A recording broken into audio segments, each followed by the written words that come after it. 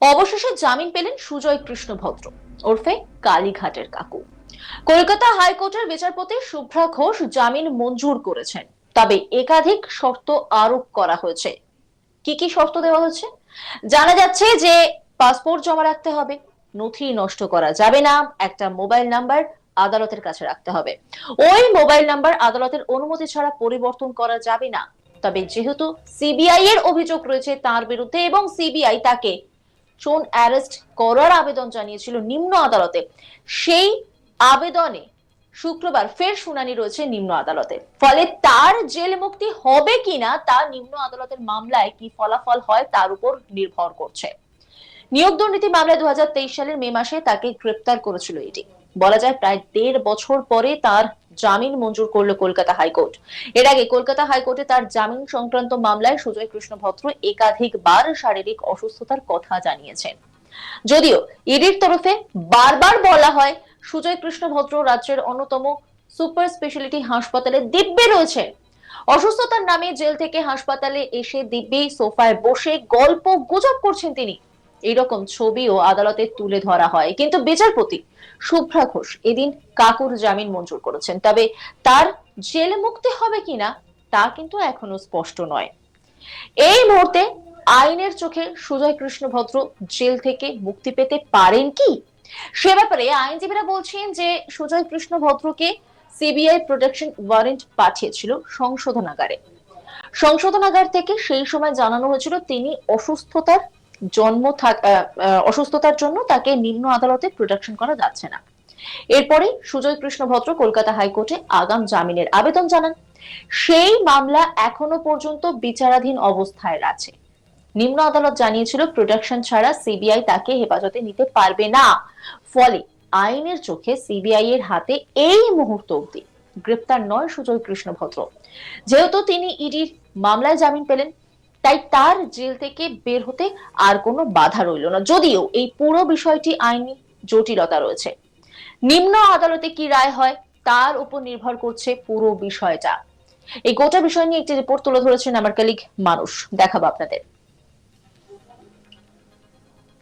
ইডির মামলায় কলকাতা হাইকোর্ট তার জামিন মঞ্জুর করেছে, কিন্তু সিবিআই এর যেহেতু মামলা রয়েছে তার বিরুদ্ধে, ফলে তার জেল মুক্তি এখনই হচ্ছে না বলেই আমরা আইনজীবীদের সূত্রে জানতে পাচ্ছি। আজকে নিম্ন আদালতে সুজয় কৃষ্ণ ভদ্রের সিবিআই তাকে যে গ্রেপ্তার করেছিল, সিবিআই এর যে অভিযোগ রয়েছে সেই সংক্রান্ত মামলা শুনানি রয়েছে আজকে নিম্ন আদালতে। ফলে সেই মামলার ওপরে অনেকটাই নির্ভর করছে যে সুজয় কৃষ্ণ ভদ্র ওরফে কালীঘাটের কাকুর জেল মুক্তি হবে কিনা। প্রসঙ্গত এখানে বলি যে 2023 সালের মে মাসে, একেবারে মে মাসের গোড়ার দিকে ইডি তাকে নিয়োগ দুর্নীতি মামলায় গ্রেপ্তার করেছিল। সুজয় কৃষ্ণ ভদ্র কালীঘাটের ওরফে কালীঘাটের কাকু, তিনি অভিষেক বন্দ্যোপাধ্যায়ের অফিসের একজন অন্যতম কর্মচারী ছিলেন। ফলে নিয়োগ দুর্নীতির টাকা, এরকম অভিযোগ উঠেছিল। নিয়োগ দুর্নীতিতে গ্রেপ্তার হওয়া তৃণমূল যুব নেতা কুন্তল ঘোষের চিঠির সূত্র ধরে সিবিআই এবং ইডি তাকে জিজ্ঞাসাবাদের জন্য সমন পাঠায়। পরে ইডি তাকে জিজ্ঞাসাবাদ করে এবং তার অফিসে তল্লাশি চালানোর পর তাকে গ্রেপ্তার করেছিল।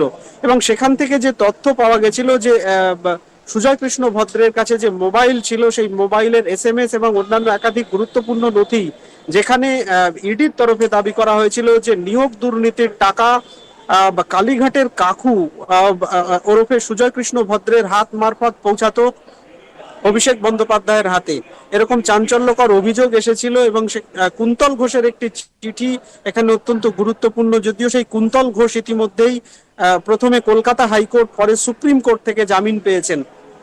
কলকাতা হাইকোর্টে সুজয় কৃষ্ণ ভদ্রের তরফে আইনজীবীরা যেটা আদালতে জানিয়েছিলেন যে সুজয় কৃষ্ণ ভদ্র শারীরিকভাবে অসুস্থ একজন ব্যক্তি, অত্যন্ত বর্ষিয়ান ব্যক্তি। তিনি শুধুমাত্র একজন কর্মচারী ছিলেন অভিষেক বন্দ্যোপাধ্যায়ের অফিসের।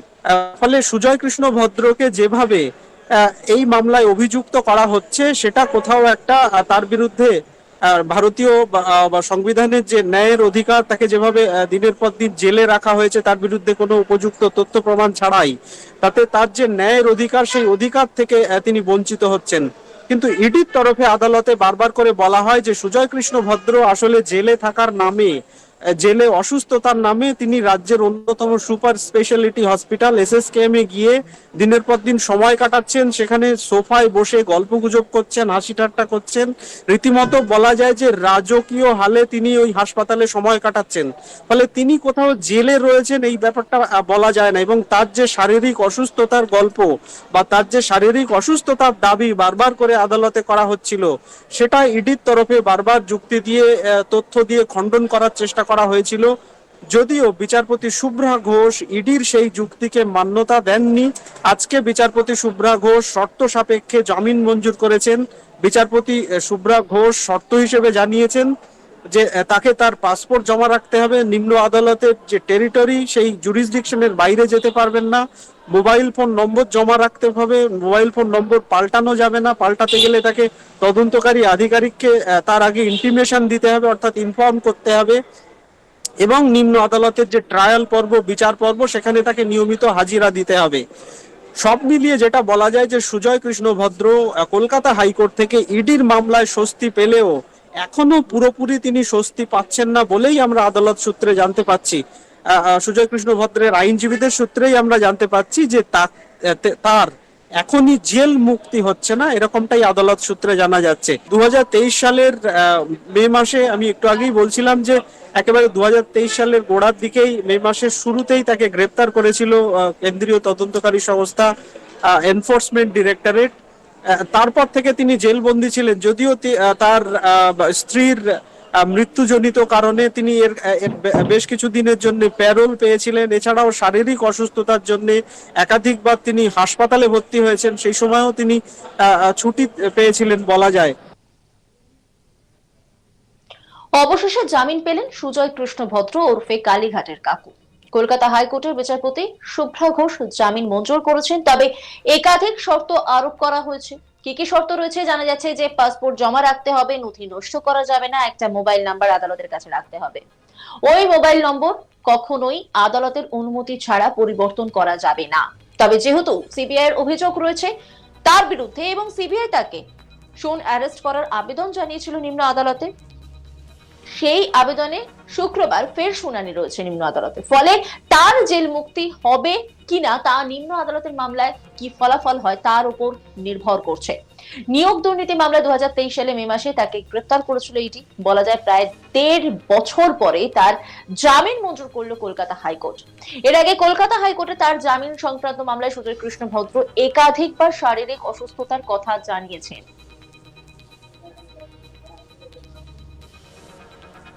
নজর রাখুন আজ তাক বাংলার ইউটিউব স্ট্রিমিং এ।